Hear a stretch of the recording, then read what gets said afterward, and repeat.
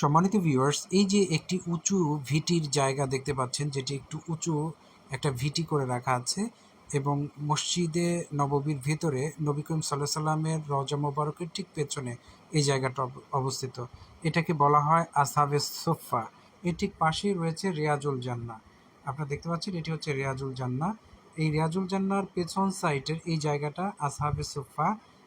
এই জায়গাটার বিশেষত্ব হচ্ছে এই স্থানে নবী করিম সাল্লাল্লাহু সাল্লামের কাছে ইসলামিক জ্ঞান অর্জনের জন্য নবী করিম সাল্লাল্লাহু সাল্লামের কিছু সাহাবী সবসময় মসজিদে অবস্থান করতেন। তাদের এই স্থানে তাদেরকে শিক্ষা দেওয়া হতো, ইসলামিক জ্ঞান শিক্ষা।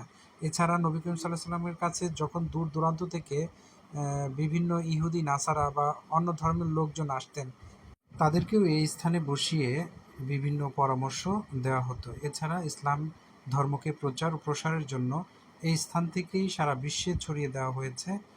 এটি একটি গুরুত্বপূর্ণ